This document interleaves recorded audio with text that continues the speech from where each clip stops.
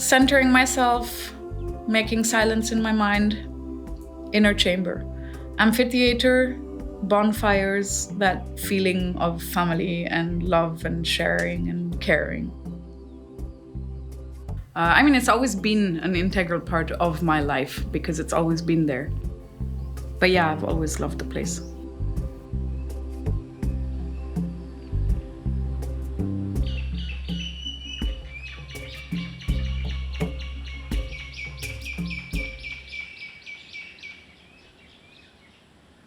Being born in Auroville and growing up here, I have known about it my entire life.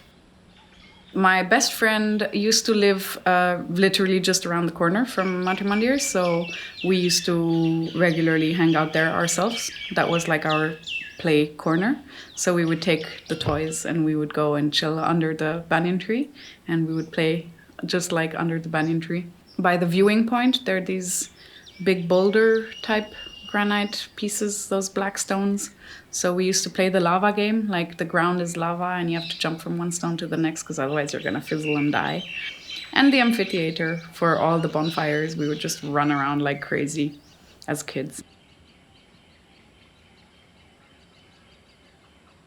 My memories of as a child was definitely not a golden globe yet, because the goldenness happened gradually and it took quite a few years. So I remember it as being a big gray structure.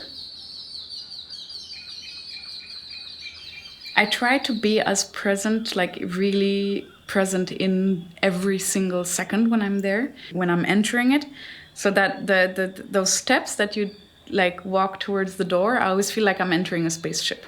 And then walking up the steps into that first chamber, which is all pink, where I somehow feel like I'm in a uterus of a sorts, like, like I'm very cocooned and it already starts being really, really silent and you're like, silence, and like you're walking to wherever you want to go and sit, and even your shorts rubbing against each other make a crazy amount of noise. I'm trying to be as silent as possible. So I'm like kind of tiptoeing over to my place. And then at some point it's like more about just starting to go inwards. And then emptiness, and thoughts always come up. Don't force thoughts to leave, but don't try to block them either, because blocking is not going to help. And so just acknowledge thoughts that are coming into your head and just be like, this is maybe not the moment. Shh. What does it represent to me? Definitely a place of collection, definitely a place where I can center. It really helps because of the fact that you don't hear anything. And even if my eyes are open, because I really love just looking at the ball itself in the middle and with the reflection of the clouds that are passing on the top and stuff, like I just love to see that picture. So some people are like, you'll meditate better if your eyes are closed. And it's like, just let me meditate my own way. And so because even if my eyes are distracted by that, they're not actually thinking about the clouds, it's like the rest is just going like, phew. And you actually get that moment of emptiness.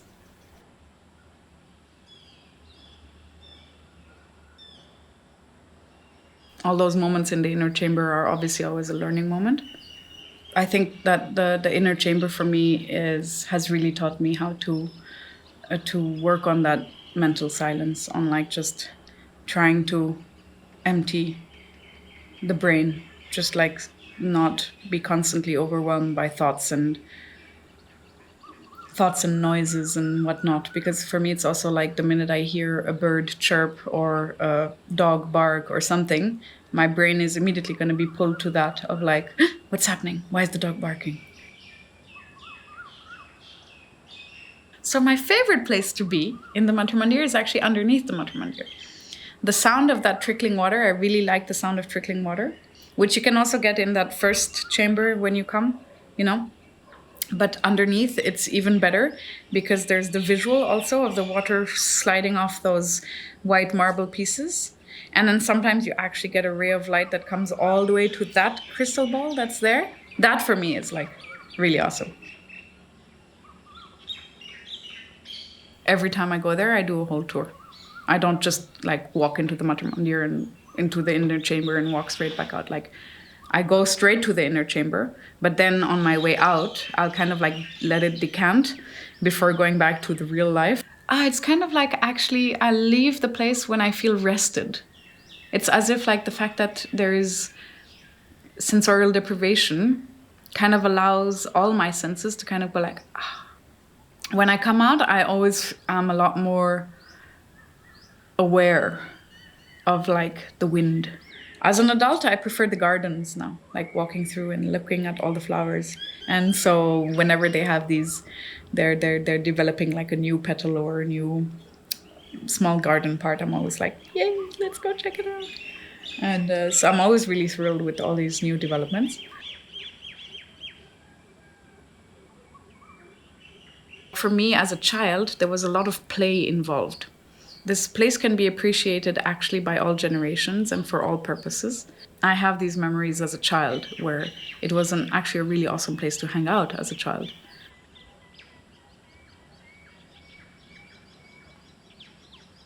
For me, the bonfires and the amphitheater was also very much of a family moment, like the bigger family of Auroville, kind of,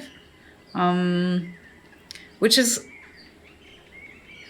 naturally and organically, and just because Auroville needs to grow, kind of getting lost over the years because the family is getting bigger and bigger and you don't know everyone anymore. But like my childhood memories is I literally knew everybody in the amphitheater. And then the bonfire starting, which for me as a kid was always fantastic. And as an adult, I cannot say it's any different than fantastic. So I really love the bonfire. And then at some point, somebody's going to get up and they're going to go up closer to the fire.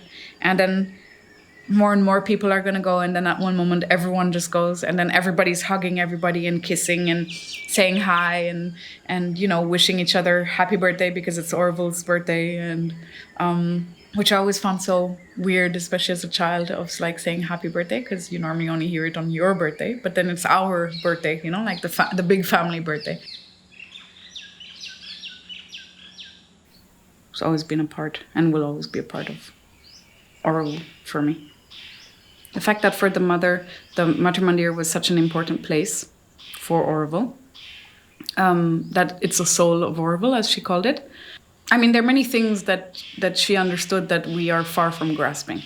Now, what it's actually become, like what the tourists call the Golden Globe, this 30-meter tall building that's shiny from 500 kilometers away, while we all live in our little huts in the middle of a forest, is a bit of there's a bit of a, I wouldn't say a discrepancy, but like there's really a rift between what Aurovilliens live in, how they live, and what the Matrimandir looks like. So the importance it has for Auroville for me is quite crucial. The fact that it's become such a tourist spot is a bit of a disappointment for me. Like, I do believe that it's a place that should be more for Aurovilliens and the people that, Aurovilliens, newcomers, volunteers, whatever, just the people that dedicate their lives to Auroville. My dream for the entire peace area, not only the Matrimandir, because the Matrimandir is the soul of Auroville, but then the peace area is also including all the gardens. So my dream for the entire peace area is to be restricted to, like I said, Aurovilliens and newcomers and volunteers and, you know, the people that are actually dedicating more than 3 hours to Auroville. So basically, just make it, kind of sanctify it a bit, make it a bit more... I mean, even the mother says it. She even says that it's supposed to be mainly for the people that are dedicating their life to Auroville. So that is what I would like it to come back to.